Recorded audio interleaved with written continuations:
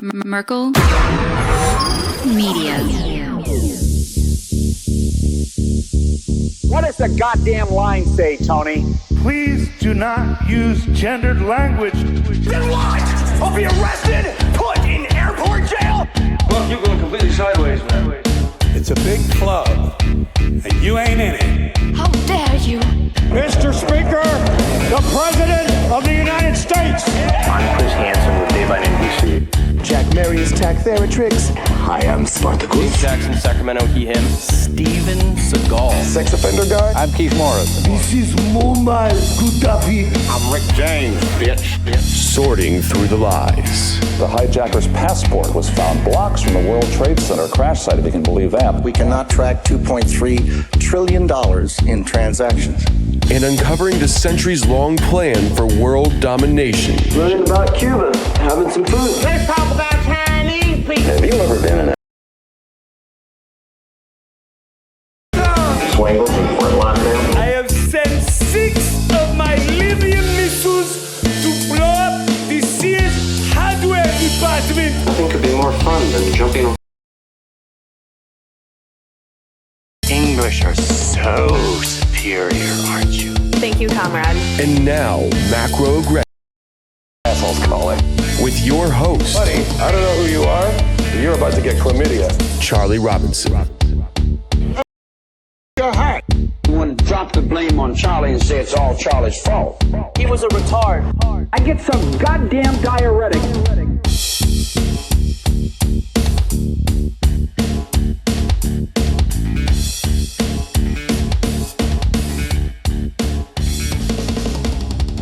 Welcome to Macroaggressions. I am your host, Charlie Robinson. If you are watching us on Iconic, Odyssey, Rockfin, Band.video, or you're listening wherever podcasts are served, thanks a lot. We appreciate it. We know you've got a million choices out there. You can also catch us as a radio show. Did you know that? We are on Fringe FM. We go out on Mondays and Fridays as well, if you're interested in checking that out. You can check out my other shows, Day Zero on the Forbidden Knowledge News Network, or The Union of the Unwanted, the best roundtable discussion happening in the world. Subscribe to those shows. You can, if you want to connect with me, the website, theoctopusofglobalcontrol.com, or go on Twitter at macroaggression, where I can get a little, a little off the hook there from time to time. Kind of surprised I'm still there. I'll be honest. I might have just jinxed myself, but whatever. If you're on Twitter, follow me there. Hey, thanks to our sponsors. We couldn't do it without their amazing support. My Patriot Supply has been nice enough to build us a landing page called preparewithmacroaggressions.com. The link is in the show notes. Get yourself ready. Get yourself ready. My goodness. For as little as $247, you can get yourself sorted out for a month for a family of 4. If you are interested in getting a 3-month supply of food, you can do that too. They'll send you 6 buckets. It's 120 pounds of food. You can get a lot of people taken care of for that. It'll buy you some time when things go wrong. If you are interested in just having it in case of an emergency, if you're thinking about trading in some of your soon-to-be worthless Federal Reserve notes for something that will retain its value, my goodness, storable food, not the worst option out there. Not licensed to give investment advice and all that good stuff, but I see something that's going to retain its value, maybe even increase in value when there's no food left and you've got buckets of storable food. Well, maybe you've got something to bargain with. I don't know. Keep yourself alive. Keep yourself out of the grocery stores when it turns into gladiator school. You gotta be proactive, man. You gotta be thinking about this stuff. Prepare months in advance, years in advance, whatever. You know this is coming. We know this is coming. I wish that it weren't. I wish I was saying, well, if you guys are, if a comet ever comes and now you got food. It's not even theoretical anymore. It's coming. It's just, how bad is it going to be? That's really what we're not debating, whether or not there's going to be a massive food problem. We know there's going to be a massive food problem. Every single indicator says that. The question is, how massive? And is it going to affect you? And really, what is this going to look like? Are we going to be wishing we had made moves in advance? Well, look, now's your chance. Whether you do it through my sponsor, whether you do it on your own, I really don't care. As long as I know you're taken care of, then I'll feel better about the situation. But if you are so inclined and want to knock it out in 10 minutes, preparewithmacroaggressions.com. That landing page will get you there. They've got all sorts of products. Also, hey, thanks to C60 Purple Power, they are making the best C60 product out there. It's the highest quality. It's 100% certified organic. Their products are third-party tested for purity, concentration, and bioavailability. Free shipping inside the United States, third-party tested, sublimated C60, 99.99% pure sublimated C60. It's never exposed to solvents. I think that's why people are saying that, or, you know, Cliff High, if you like him, I like him. He's mentioned more than one occasion that he thinks C60 Purple Power is making the best batch out there because they're doing it a different way. They're doing it, they're never exposing it to solvents. It's produced in an FDA compliant, GMP certified facility. It's made with 100% certified organic oils. It's good stuff. The guys that discovered this Nobel Prize for it. So it's kind of a big deal. Look, if you're having issues with your health, nothing is more expensive than regret, you know. Be proactive, get on board. This stuff helps to optimize mitochondrial response. It boosts energy, mental clarity, stamina,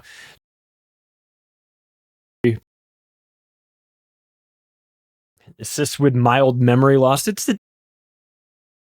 I think it's a pretty interesting product. If this is one of the first times you're hearing about it, you're never going to hear about it on the nightly news. We know that. But if this is the first time you're hearing about C60, go to shopc60.com and read about it. See what you think. It's interesting. It's fascinating. Use the promo code MACRO on your way out. Links are in the show notes for all of this stuff, so I don't expect you to write it down. I do have to say these statements and products have not been evaluated by the Food and Drug Administration. This product is not intended to diagnose, treat, cure, prevent, or mitigate any disease. Shop c60.com, promo code MACRO. Well, I was listening to Bill Cooper. Rest in peace, Bill Cooper. He was murdered by the police in December of 2001. He rightly predicted the Osama bin Laden attacks in New York City 3 months before they happened. Called him out by name, said they'll blame it on Osama bin Laden, but don't you believe it. And I was listening to Behold a Pale Horse, like an audio version of it. I don't know if it was the full audiobook. Didn't seem long enough to be the full audiobook. It was 3 hours, but like my Controlled Demolition audiobook is I think it's 19 hours. And I wasn't getting the full book, but I was listening to him. And sometimes all you have to do is listen to that old guy and everything starts to make a whole lot more sense, And he's going on and on. You have to kind of realize that the book was written in the early 90s, and so, and I know where I was in the early 90s. I was in college, so I just sort of rewind to okay, when I was in college, that's what this guy was saying was going to happen in the future. Now, I think if I listened to Bill Cooper when I was in college and heard him talk about what was coming in the future, I might have been fitting him for a tinfoil hat myself, But you listen to him now and you go, oh my God, this guy was all over the target. He had a really good idea of what was happening. Now, he had a background in the military, okay? He was in that system, on the inside of the system. Then he clearly came outside of the system. They don't appreciate that. It's one thing I found. It's you can criticize the governments or these groups or the military or academia or the media. You can criticize these groups as an outsider, and they'll leave you alone for the most part. Where they really come after you is when you used to be one of them and you leave and then you criticize them. They go after you hard. You see this with like James Lindsay.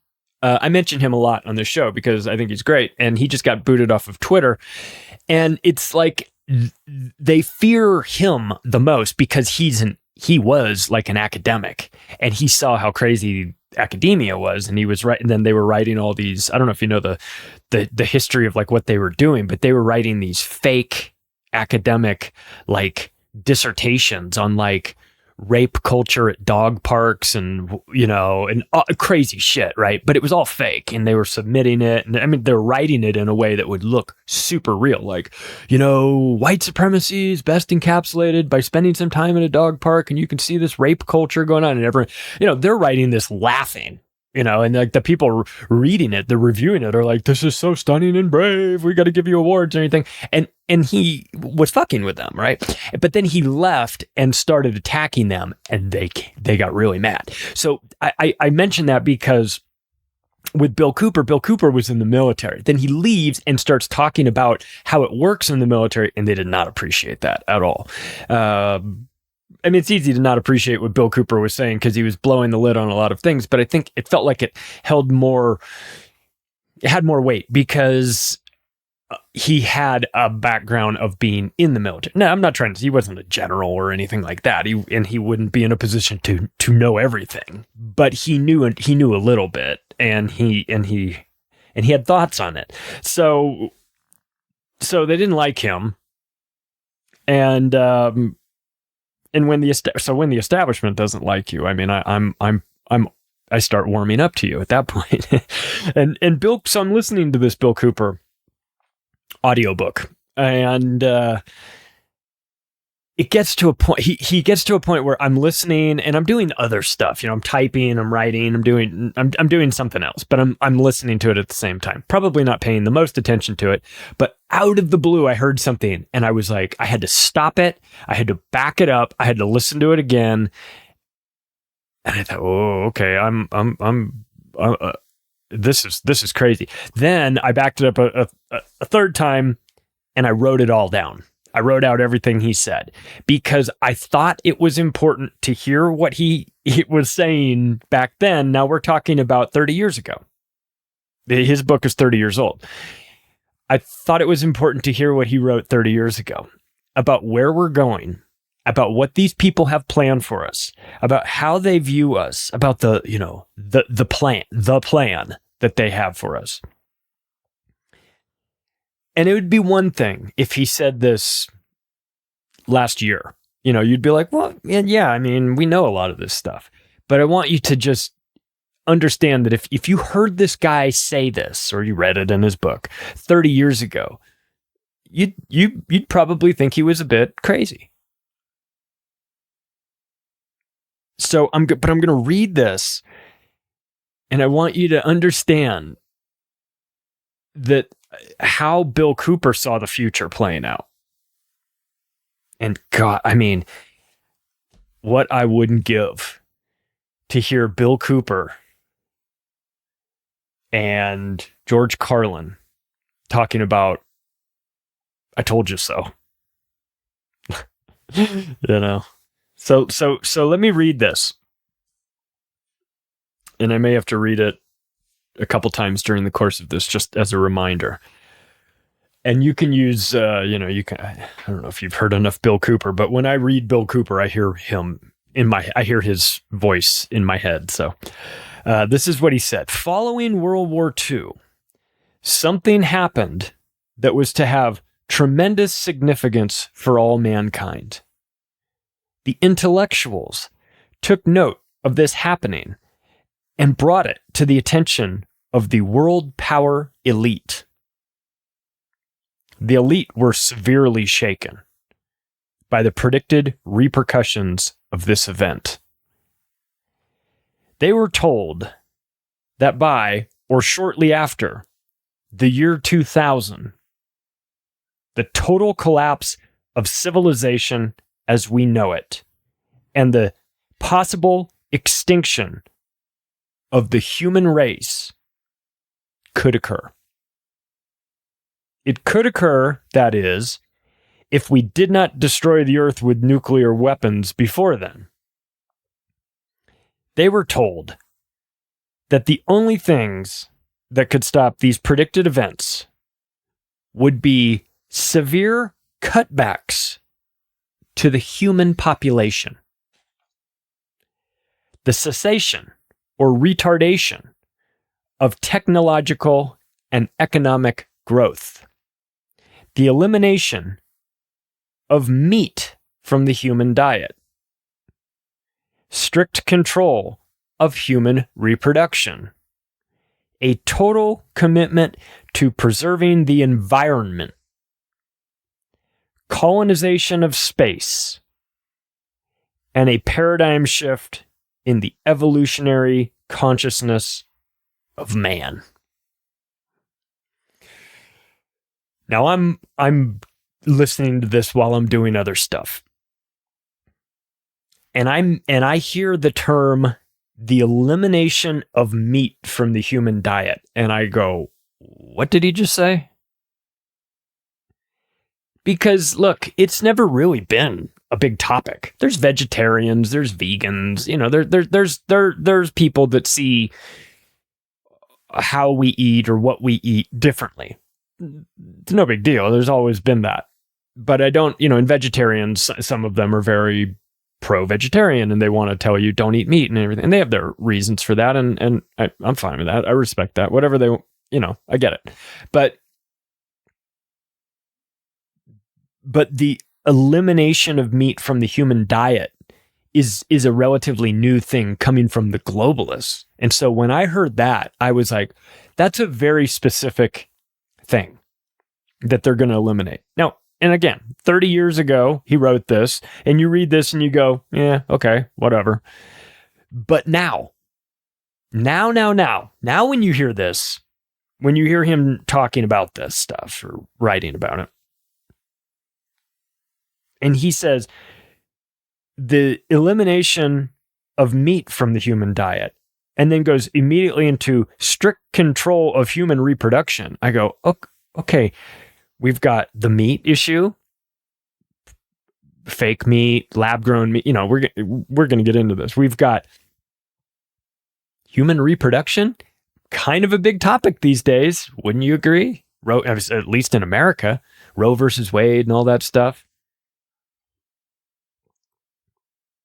Everybody's a million genders, you know, reproduction stops, and a total commitment to preserving the environment. Oh, you mean like the green energy stuff? So when you go through this list, what you realize is that he was on to something.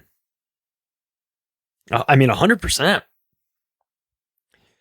So what I wanted to do was go through his list and kind of see where we are. Because he rattled off quite a few things.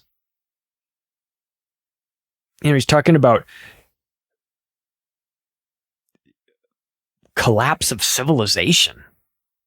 I mean, you know, he said, right, you know, after the year 2000. Well, after the year 2000, did you feel like the collapse of civilization was going to happen? Probably not.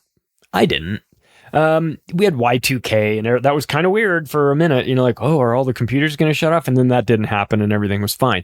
Then we had 9/11 and that certainly felt like the world was changing, but I didn't feel like the total collapse of civilization was happening. I did wonder, well, if we decide we're going to nuke Iraq for some reason, you know, because weapons mass destruction or whatnot, then I did wonder that, well, that could definitely be a pretext, you know, towards ending civilization. But that was never really threatened. I never felt like, I mean, they used depleted uranium, which is despicable and a war crime and unforgivable. But I never heard discussions of nuclear weapons. I think they've used them though. I think they've used tactical nukes in some of these places, but I obviously can't prove that. But I never really felt that civilization was going to collapse. I'll tell you what, though. I feel like now, today, it's at least on the dry erase board as a possibility. I'm not going to assign a huge percentage to it right now, but let me tell you something. If the SPARS pandemic document turns out to be true, and the vaccines do indeed wind up killing the people that took them, collapse of civilization is on the table. It's not to say civilization as it's itself, like all people go away. But if you lose, let's just say the number's 50%. If you lose 50% of the people on the planet in 5 years, that's a collapse of civilization. I mean, you don't have people to work the machines or fly the planes or anything. Everything goes back to everything gets reset. So now you look, so if you read this, Bill Cooper writes the book in the early 90s, you read this in the early 2000s, you go, yeah, maybe, but still doesn't seem like a priority. It doesn't seem like any of these things are imminent. You read it in 2022 though, and you go, yeah, this seems like a lot of this is happening. So let's get into this. Let's get into where he was right on this. He's talking about cutbacks to the human population. Well, what have we seen recently with regard to cutbacks to the entire, to the human population? We've seen how many episodes I've done that have a depopulation thread running through them. A lot of them. And probably the reason is because most of these organizations have a depopulation agenda. Makes sense to talk about it. We've seen sterilization. Majorly involved in this. We have seen cutbacks to the human population happening through, it's a more delayed reaction, but happening through GMO foods and seeds. I mean, these are poisons. Genetically modified foods are poisonous. They're not food. It's food in the PHOOD sense, fake food. These are not nutritious. They're patentable seeds. They're there to make money, but they make money off the seeds, but they also take real food out of circulation. Food, which is fake food. And so everybody's sick and nobody can really develop fully. And you're just less than if you grow up on a diet of fake foods, be that GMOs or, your body is just not going to be optimizing. So it affects everybody, it affects people. We've got cutbacks to the human population due to farmland. We've got farmland. We've got weather manipulation. We've got chemtrails being sprayed. People, the group of people that called you crazy for talking about chemtrails, look, they should be forced to watch John Brennan's presentation at the CFR, where he talks about how aerosol atmosphere are real and that the CIA has been doing it for well over a decade. It's not fake. It's not conspiracy theory. It's only theoretical to people that don't examine it and don't understand that it's real. That's happening. Chemicals, the chemicals that are being used, gender-bending chemicals that are in food. All of these things are attacking the human population. Vaccines, pre-COVID. MMR vaccine is unbelievably dangerous for people. Just filled with poisons. Filled with them. And again, the pre-COVID, VAERS court has paid out $4.2 billion to settle vaccine-related claims. So anybody that says, oh, well, you guys talking about vaccines being dangerous, you guys are all just out of your minds. Well, really?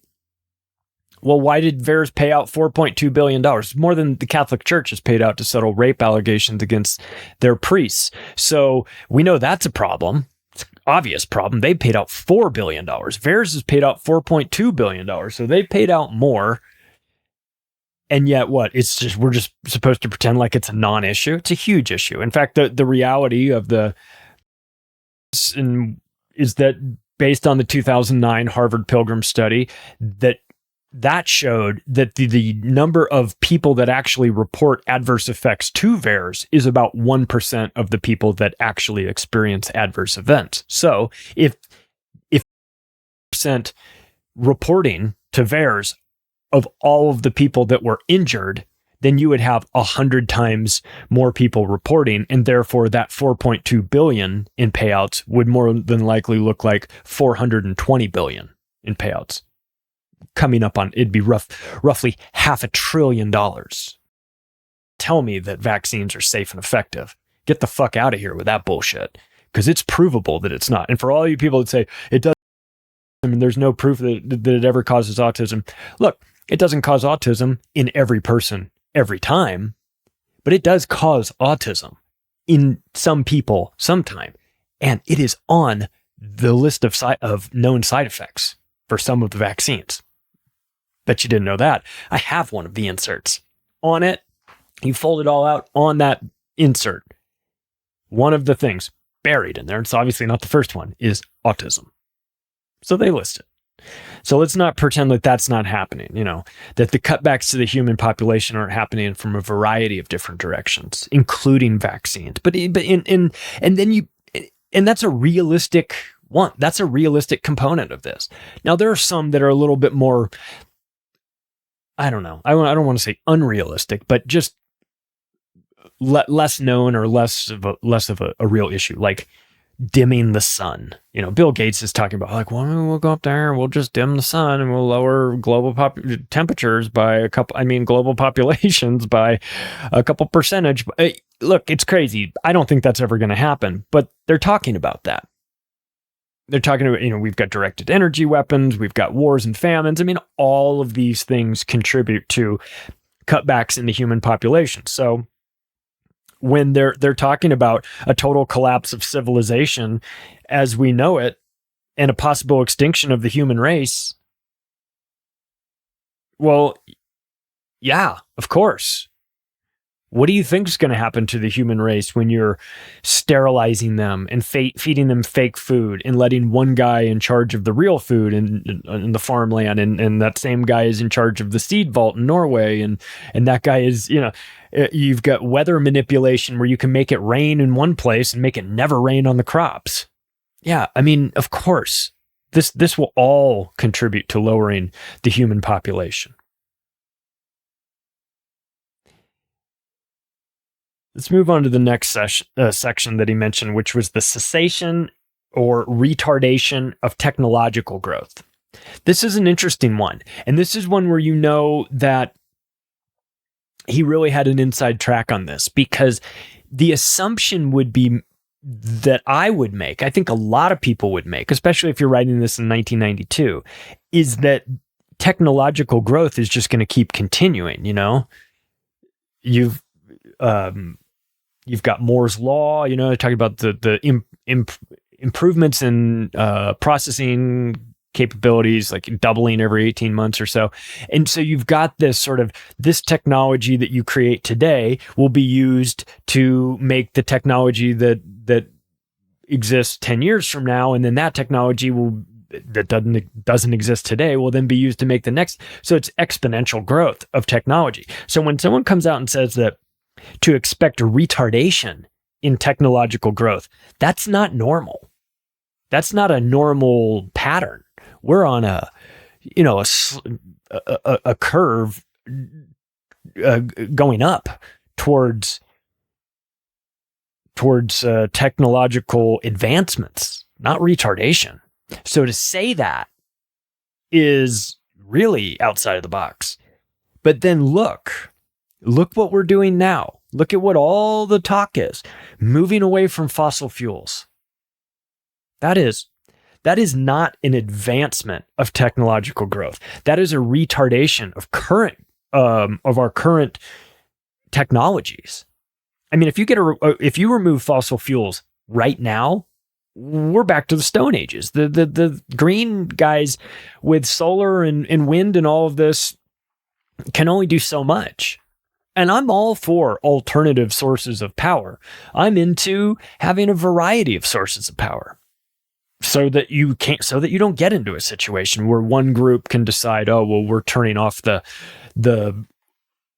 fossil fuels and now everybody's collapsing. No. We have to have redundant systems. We have to have power happening and being generated by all sorts of things. We've got to bring back nuclear power too.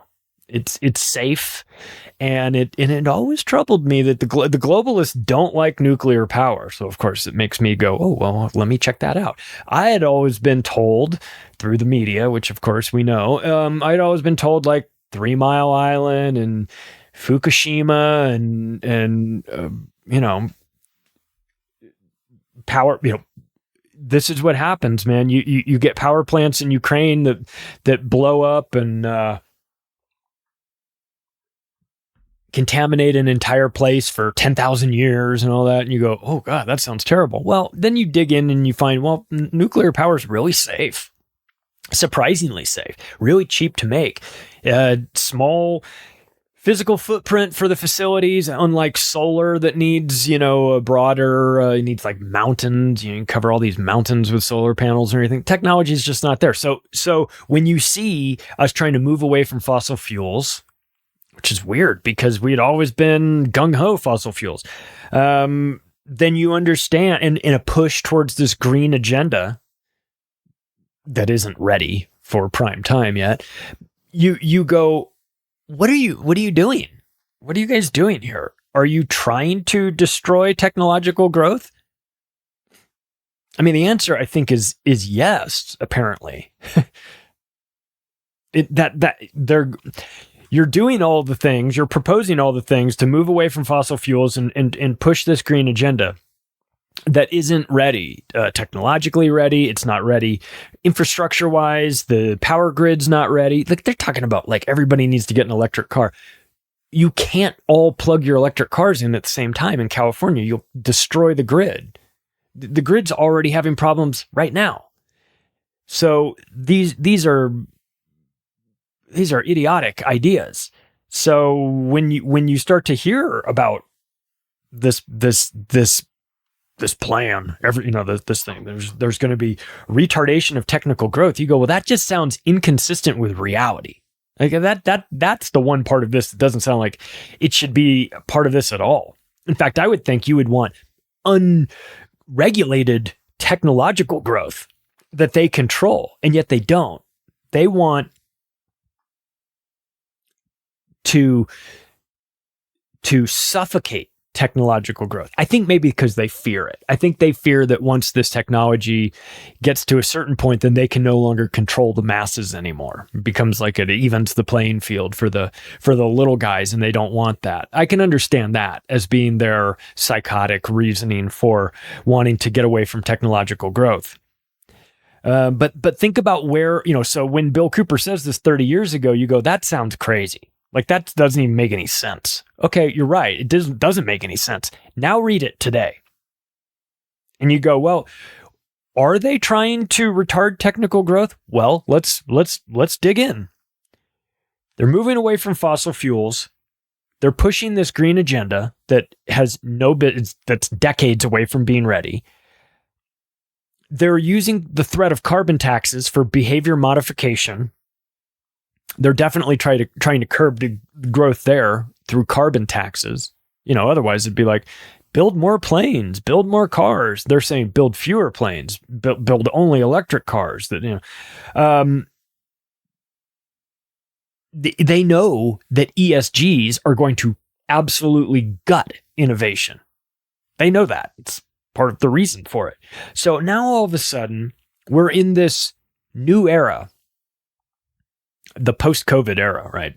That we're currently in, which is an era of Extinction Rebellion people. We're all going to die. Climate change is going to kill us. We have to chain ourselves to the Mona Lisa or whatever. We have to glue ourselves to this highway in Germany. Here comes the dump truck. Maybe you shouldn't have glued yourself to the highway, dumbass. We're moving America's technological growth. Look, we've already outsourced all that. Bill Clinton got right on that in the mid 90s with NAFTA. So we've outsourced all of our technological capability to China. So we've got all our tech in China. And what does that mean? What does that mean for us? Well, they only control almost all of our medicine, and between China and Taiwan, almost all of our chip manufacturing capabilities. And they make parts. They make stuff. That's the factory of the world. But here in America, they're destroying our growth. We're unable to grow.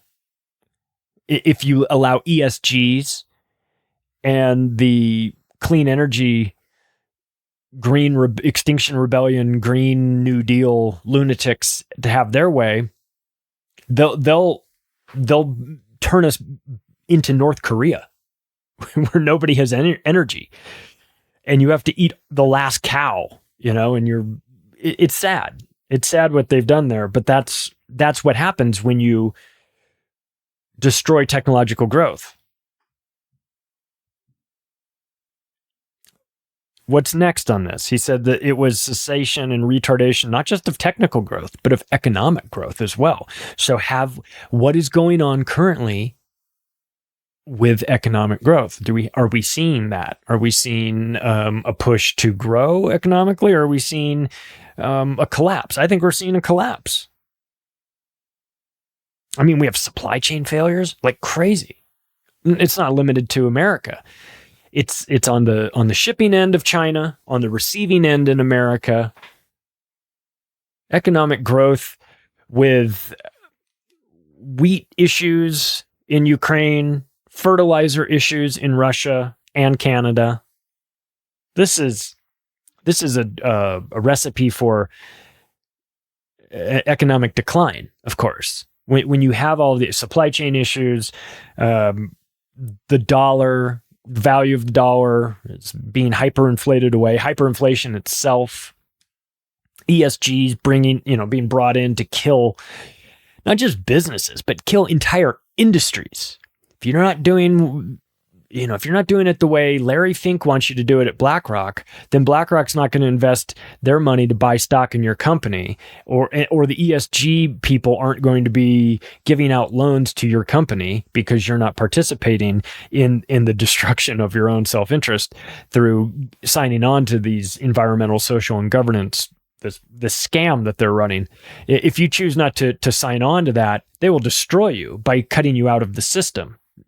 So if you sign on to it, you'll destroy yourself by working against your own best interest. If you're a car manufacturing company like BMW working in Germany, I mean, think of the mental gymnastics you have to go through there.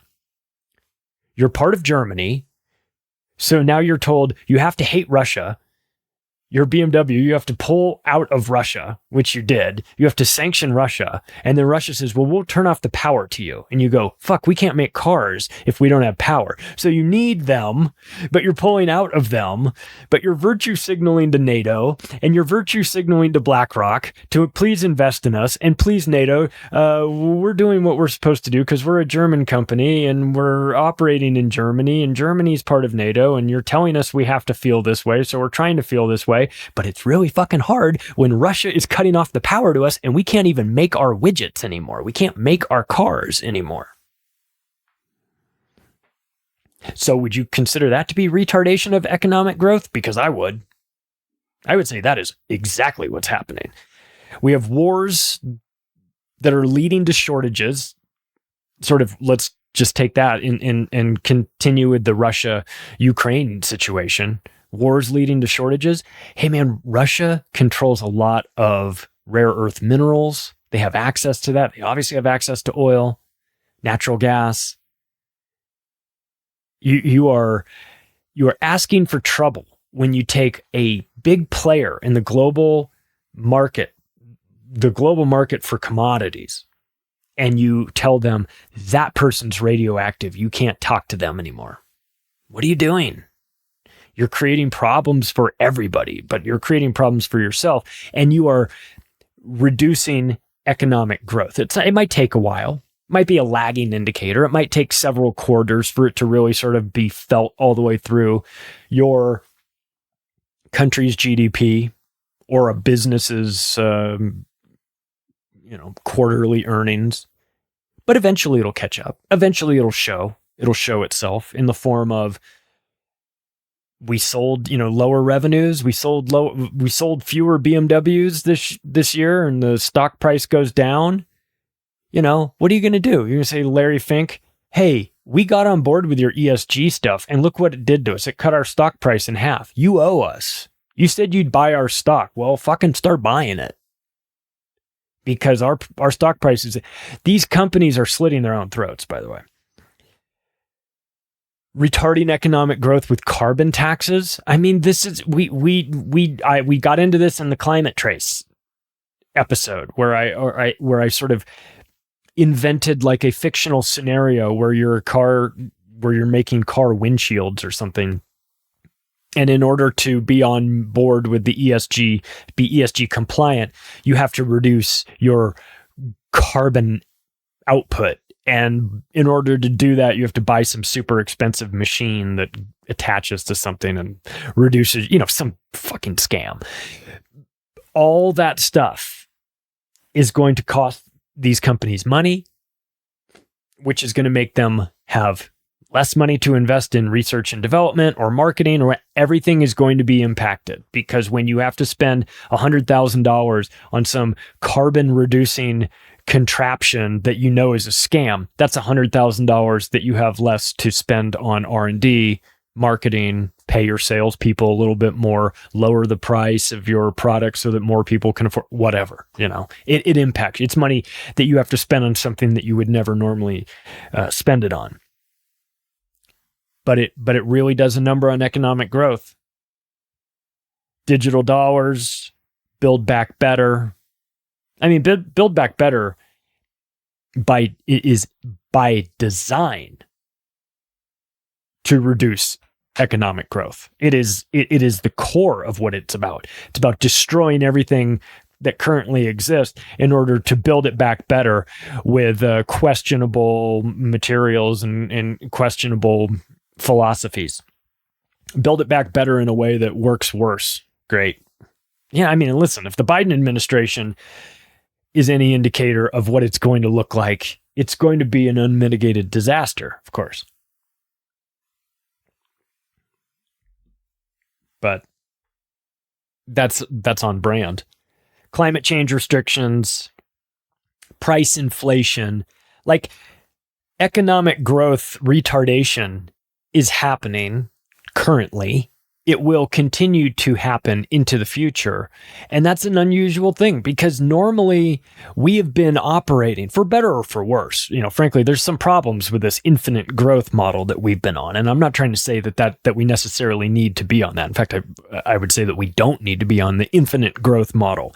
But creating a situation where you are intentionally trying to slow economic growth as a means of getting rid of, as a means of making the world a worse place so that more people die and drop off of the planet. That is insanity. That's what they're talking about, though. So,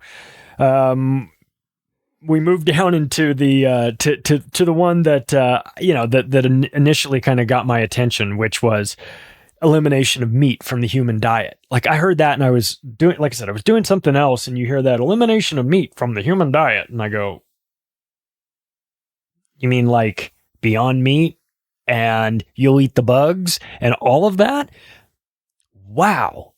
Never has that statement been more relevant than today. In fact, if I had listened to that audiobook 3 years ago, as opposed to 3 days ago, it might not have rang like it did for me. But when he said elimination of meat from the human diet, he had my attention. Synthetic meat. Beyond Meat. Who's involved in that? Bill Gates. Farmer Bill Gates. Farmer Bill Gates. What a maniac. Yeah, so it's fake meat. It's allowing one psychopath to control too much farmland. It is you will eat the bugs. You will eat the bugs. Cricket manufacturing facilities springing up in Canada. And you've got Nicole Kidman doing bits where she's like, oh, I'm going to, look, I'll show you how I eat the crickets. And then you've got Robert Downey Jr. going on, I don't know, James Corden show, I guess, and showing like, oh, this is pureed cricket powder. It's filled with protein. What we do is we add this to the smoothie. And you go, what the fuck's going on here? What is this? None of you Hollywood ass head. So there's no possible way you guys all just decided to come up with this on your own. So stop that.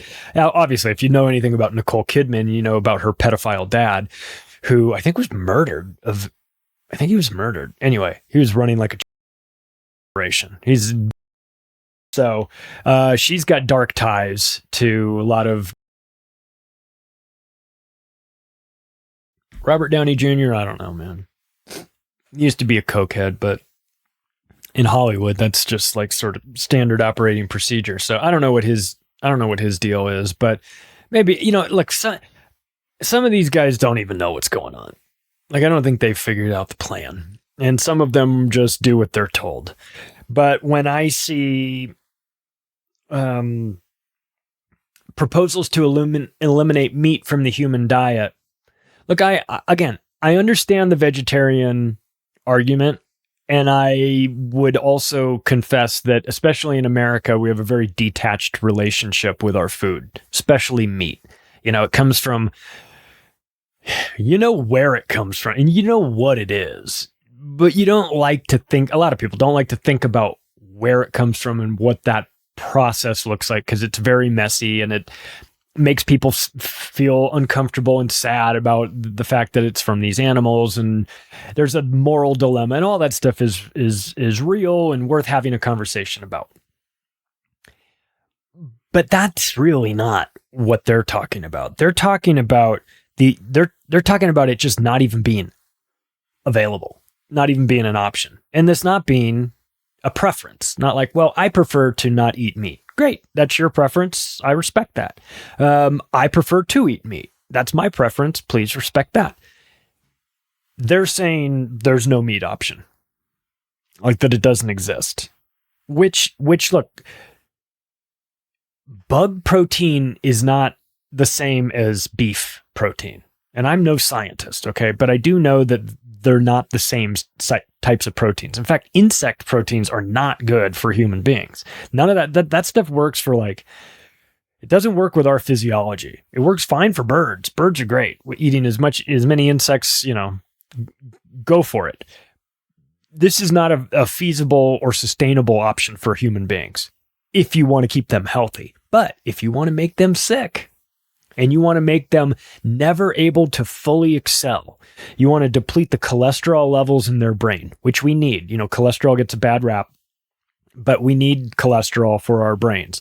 If you want to deplete that, you're going to have side effects. There's going to be issues that come from that.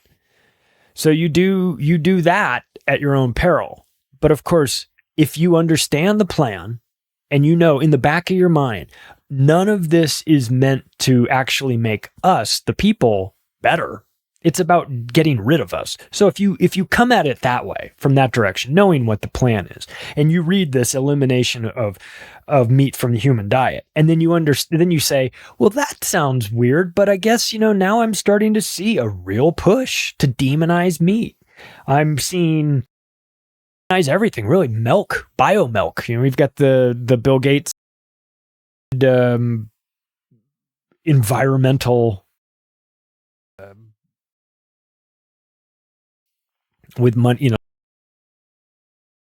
and Bezos and Bloomberg and all those guys, Soros and Richard Branson, investing in hedge funds that are then investing in synthetic meat companies and bio milk, making synthetic breast milk and all of this stuff. It's not accidental. It's part of an agenda. And you want to know, think about this in terms of like, yeah, is it an agenda or is it just a coincidence? Say, oh, it feels like a real weird agenda to me.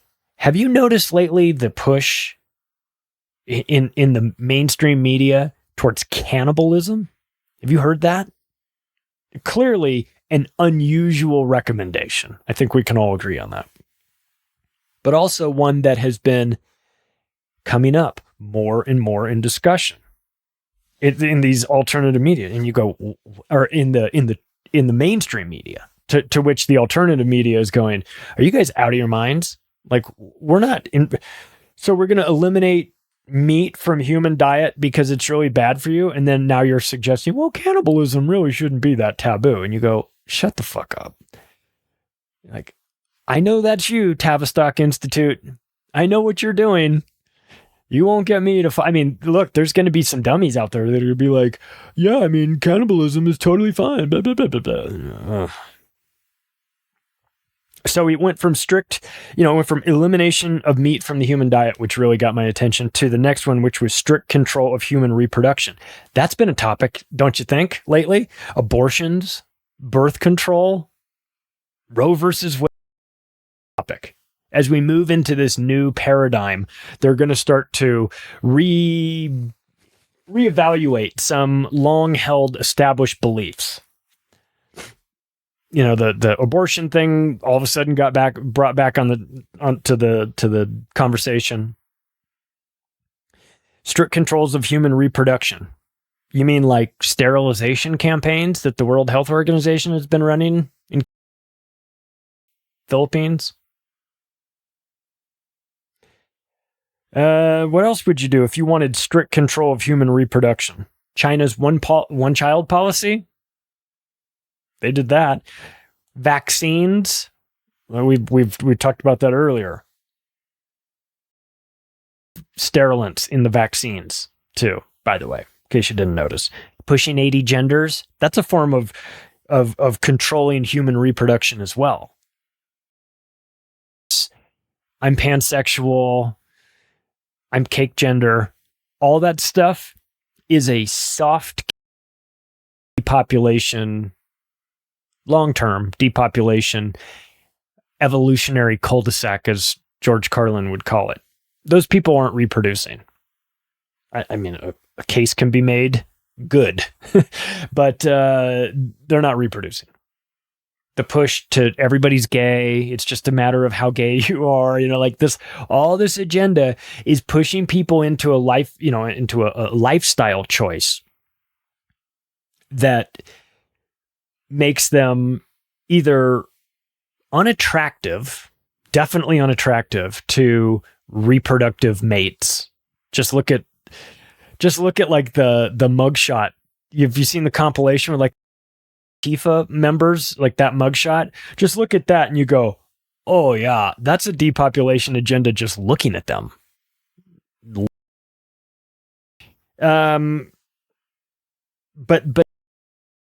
that concept of like we're all gender fluid and everybody's changing genders and I don't want to name, I don't want to have, if I have a baby, I'm going to let it pick its own gender. Look, this might take a little longer than like the outright murdering of people, but it is part of a depopulation agenda. Slow one. It's going to take this younger generation where like I think 21% of people identify as being LGBTQ plus whatever. That number is wildly inflated by people as being multiple genders. It's also probably really creeping up in terms of the hormone induced,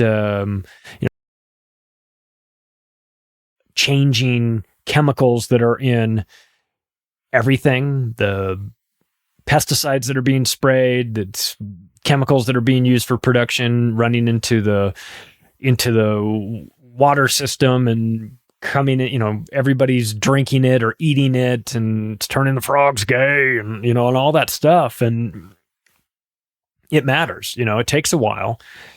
We have sterilization campaigns going on right now that are wild. People pushing that, you know, as an option. We've got the Club of Rome. God knows we've done enough shows on the Club of Rome.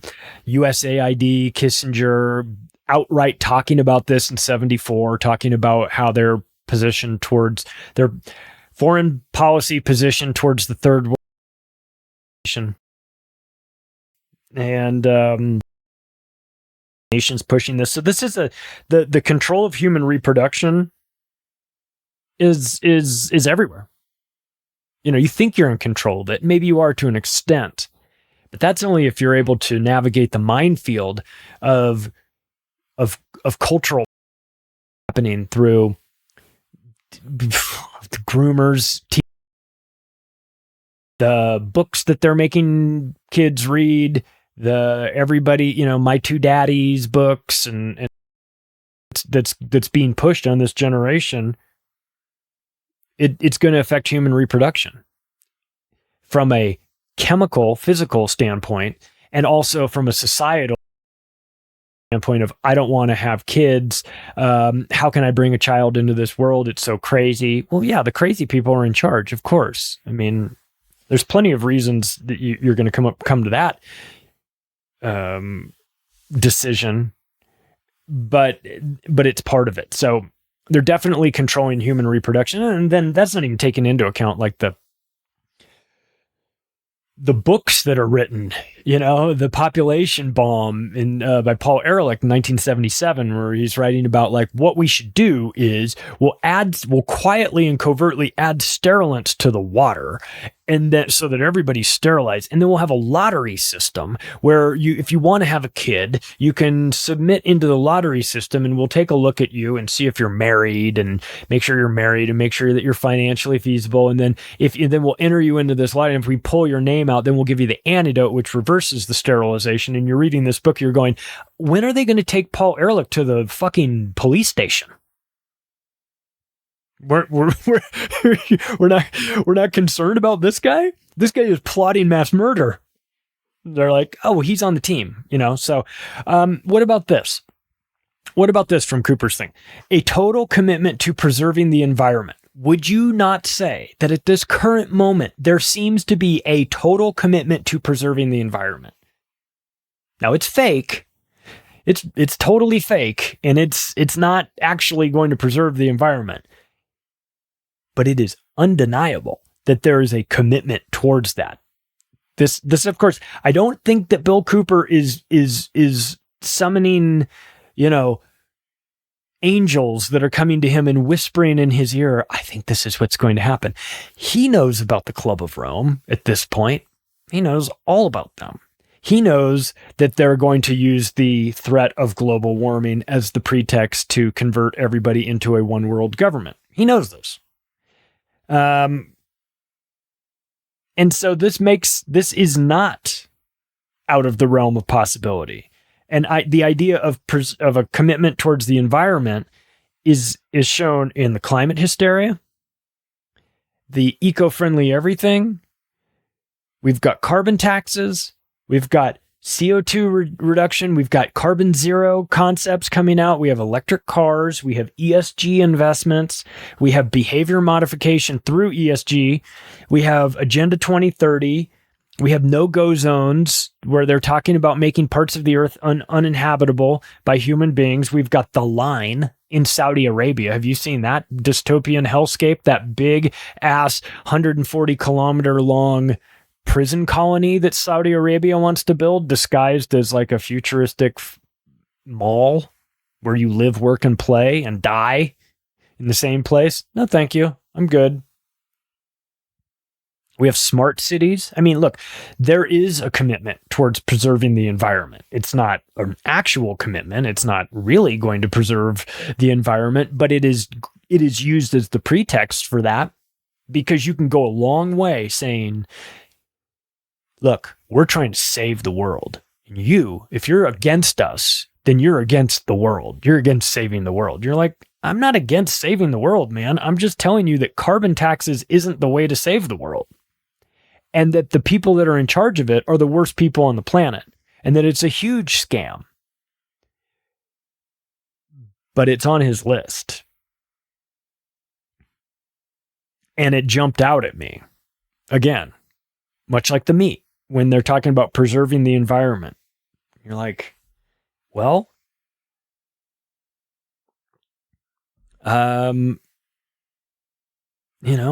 is he right? And you start to look around and you go, everybody's gone crazy for the environmental movement.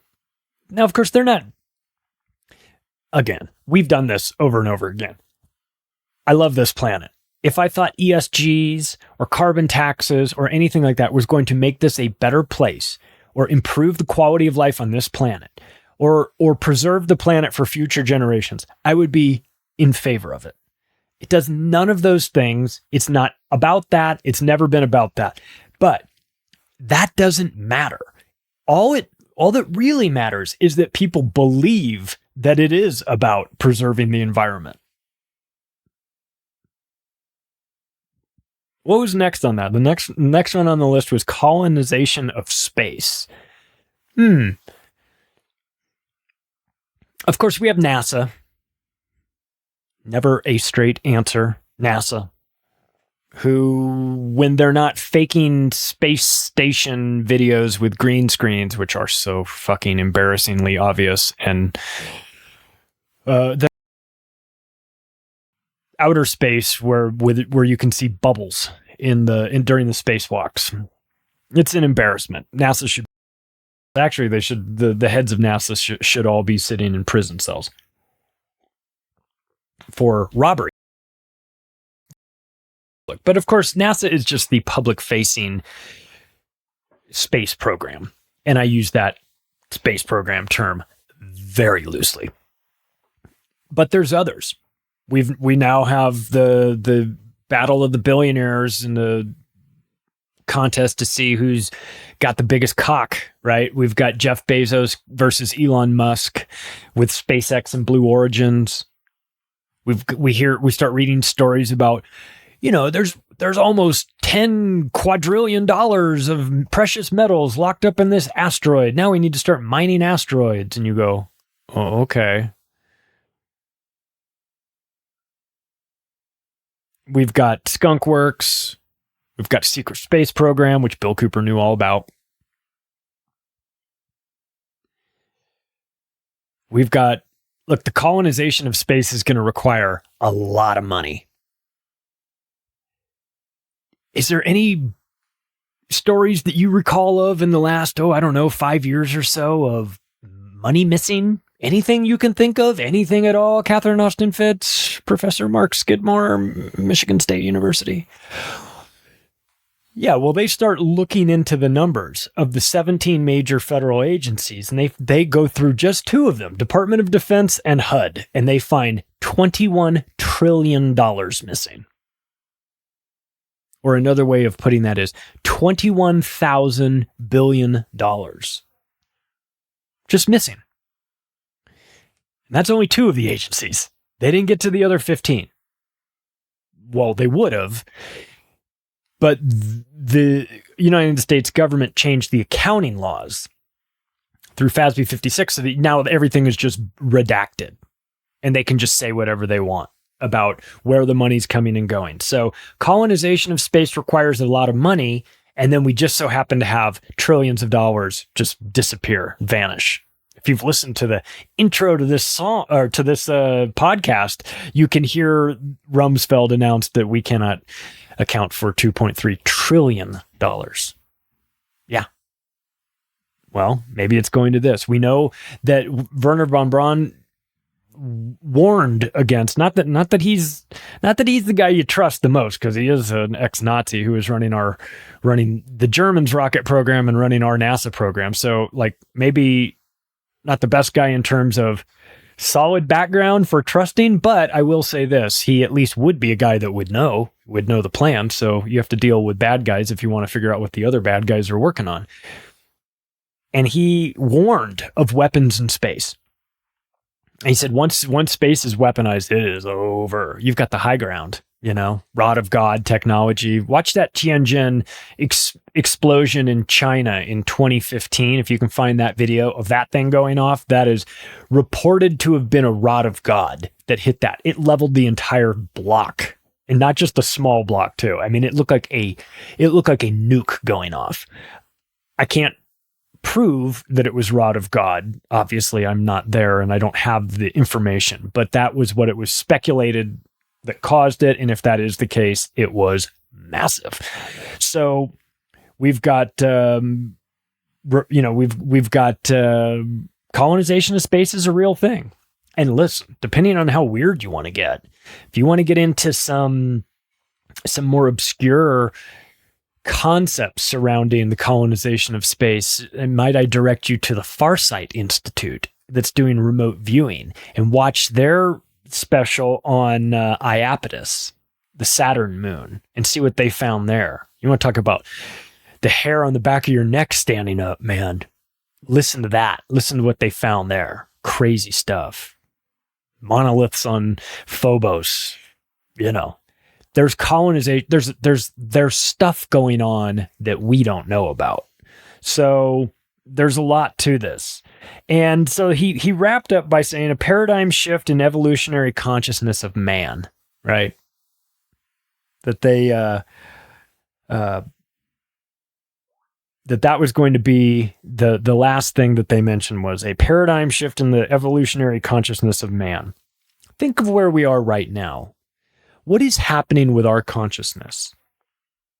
Well, according to Yuval Noah Harari, we have no consciousness. That's just some outdated concept.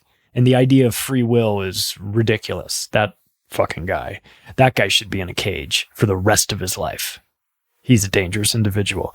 We've got artificial intelligence all over the place. I'm talking about consciousness transfers.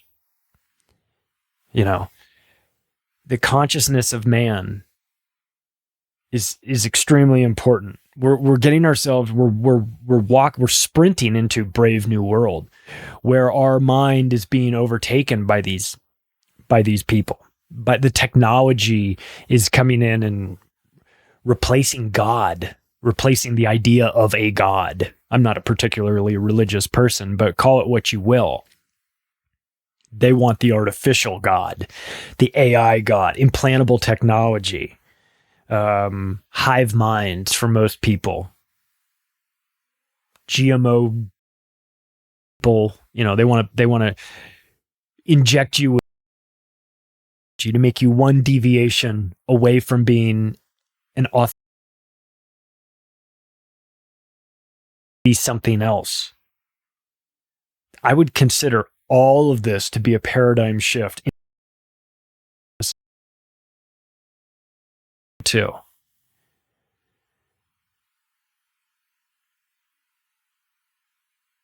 So let me do this. Let me wrap it up with this. Let me reread it. I'm going to reread what Bill said. And after everything that we've just talked about, hear it again. Think about it in terms of what we're going through right now. See if this is a fit. Following World War II, something happened that was to have tremendous significance for all of mankind. The intellectuals took note of this happening and brought it to the attention of the world power elite. The elite were severely shaken by the predicted repercussions of this event. They were told that by or shortly after the year 2000, the total collapse of civilization as we know it and the possible extinction of the human race could occur. It could occur, that is, if we did not destroy the earth with nuclear weapons before then. They were told that the only things that could stop these predicted events would be severe cutbacks to the human population, the cessation or retardation of technological and economic growth, the elimination of meat from the human diet, strict control of human reproduction, a total commitment to preserving the environment, colonization of space, and a paradigm shift in the evolutionary consciousness of man.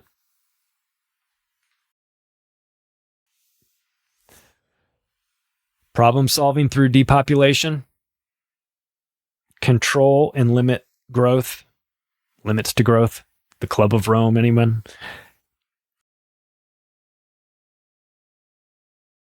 Supplements, natural, reproductive systems, the trans agenda, culturally doing this, environmental insanity. They certainly do put the mental in environmental, wouldn't you agree? The activists. A new space race, shifting perspectives in order to normalize insanity. It's all here.